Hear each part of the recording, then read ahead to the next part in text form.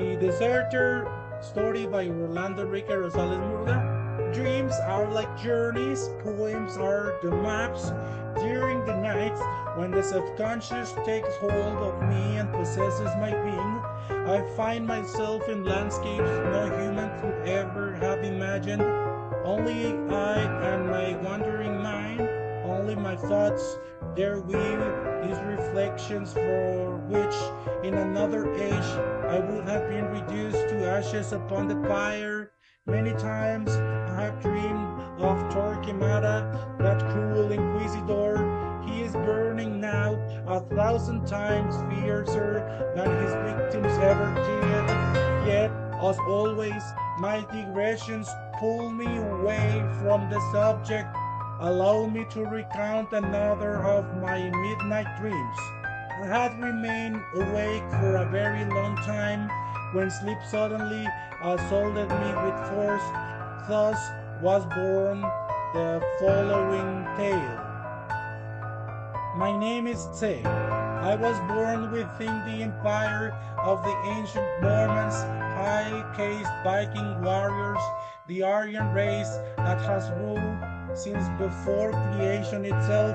I remember well the night we finally found the informant, the wicked traitor who had hidden among us for so long. What a tragedy that, when we found him, it was already too late. Our Queen Mother, moved perhaps by mercy, perhaps by cursed fate, asked Shasta and me to escort her during every excursion while we were at war. They wished to visit the trenches and behold the fallen. She was kind and exceedingly beautiful. Her name was Mademoiselle. Our father was Tevor. That night, only one man was to stand guard over our sovereigns, so they claimed to demonstrate the strength and loyalty of the men of our empire. I was meant to watch over the dead. They camped in fields near the river that once crossed the city, the Gulf, a vast and ancient river. I was supposed to sleep that night, for I had spent many days awake. At times I felt blood rising within my throat.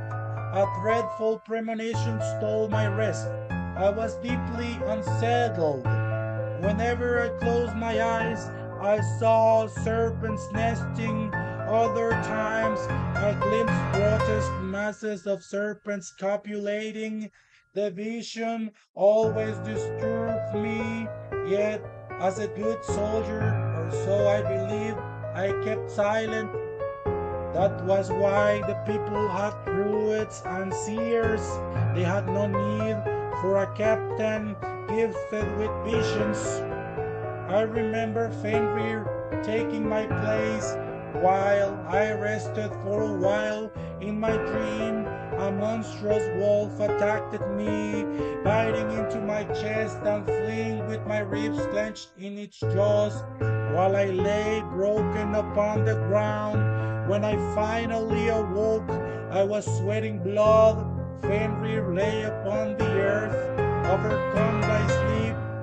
Thought his world, he had heard screams. I ran as swiftly as I could. When I reached that small patch of land within the river, like a tiny islet, I saw with horror my darkest fears made flesh.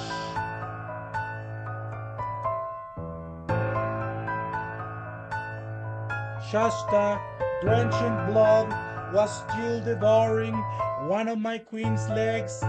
He was no longer himself.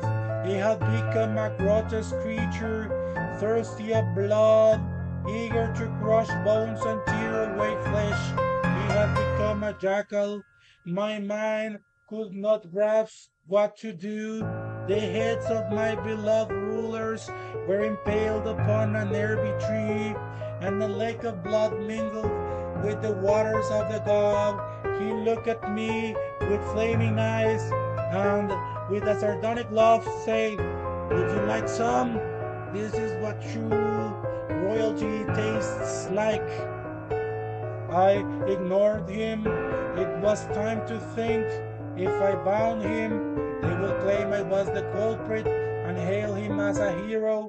If I kill him, nothing will remain to prove my innocence. Suddenly, Kerbest appeared, son of Olmir, third captain of the legion I commanded. He arrived alongside a small remnant of those who had survived the previous battle. Upon seeing the creature crouched there feeding, he impaled it with its spear. Putrid stench poured from its stomach, along with swarms of worms. It seemed the thing had died long ago. Shasta had become nothing more than a beast feeding upon the flesh of our brethren.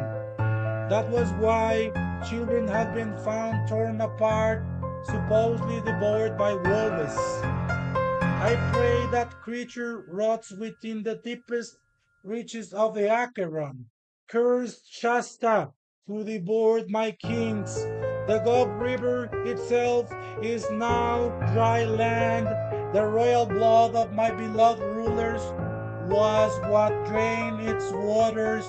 That mighty and impetuous river mourned them, entered into mourning, and suddenly died.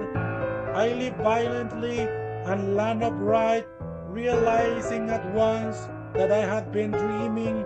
I cannot explain what happened. Dreams like this do not come often. The thought of such wickedness consumed me from within. I believe dreams sometimes reveal too much when the subconscious begins its labor during the comforting haze of sleep.